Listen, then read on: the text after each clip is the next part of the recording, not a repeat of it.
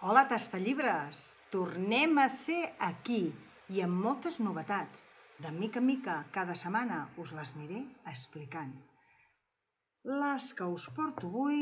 A veure, començarem per aquesta. En Ricardo Alcántara. Qui és en Ricardo Alcántara? Doncs és un escriptor que va néixer a l'Uruguai l'any 46. Actualment, però, viu a Barcelona.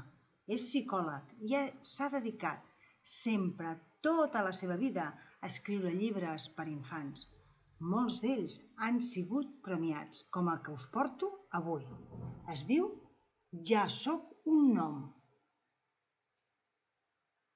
Aquest llibre ens parla de que cada any, a la meitat de la primavera, neixen una pila d'éssers diminuts,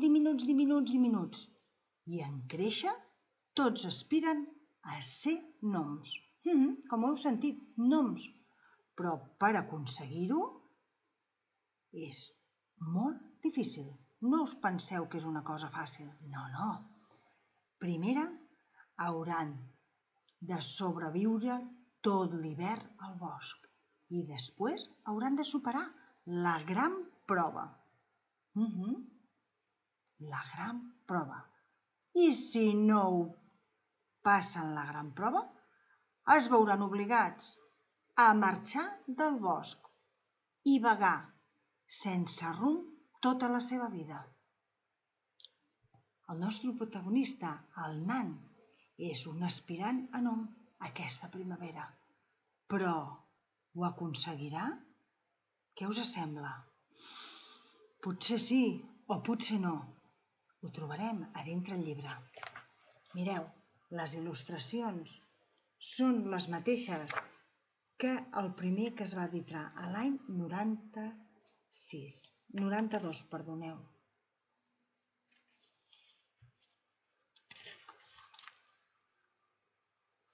Les mateixes il·lustracions.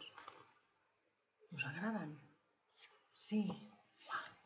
Mireu, pobre, quin hivern més cruel.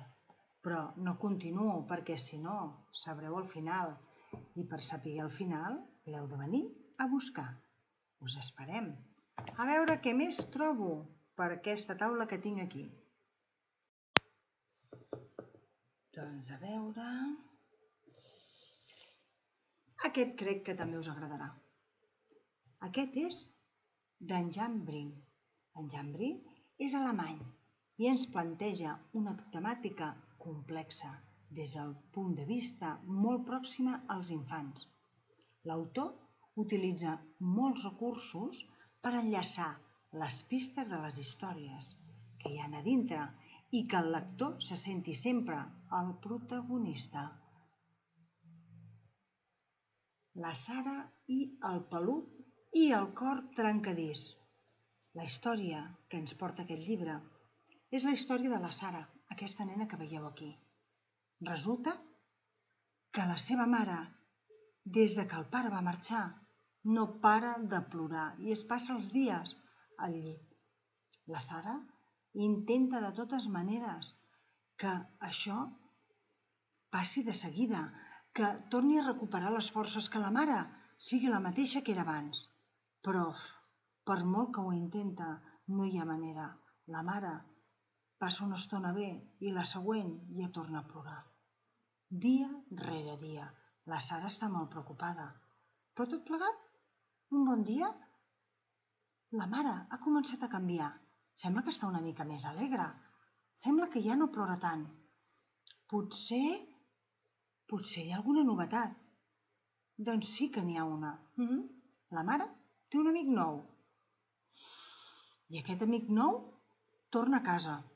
La Sara s'enfada moltíssim. Què fa a casa meva? Aquest no és el meu pare, jo ja en tinc un de pare. Així que la Sara decideix, amb la colla del pati, una estratègia per fer fora l'amic nou de la mare. Sí, com ho sentiu, el vol fer fora de casa. Ho aconseguirà? O potser descobrirà que aquest nou amic de la mare a la mare li va molt bé. Des que ell és, la mare no plora.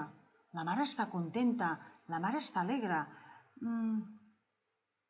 I potser ell tampoc no és tan dolent, perquè em sembla que potser fins i tot acabarà sent amic de la Sara. Què us sembla?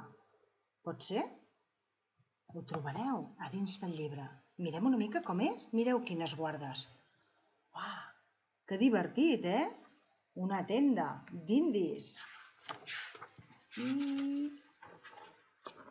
mireu. Quines il·lustracions més maques que ens té aquest llibre. Vale, la mare. Uau, que arreglada i guapa que va, eh? Uau, aquí em sembla que deu de ser el nou amic de la mare. Però no continuo, perquè si no, ja sabreu com s'acaba la història, tot i que us he donat moltíssimes pistes. Ens veiem la setmana que ve, perquè el temps se'ns acaba. Que vagi molt bé. Bona setmana. Adéu, adéu.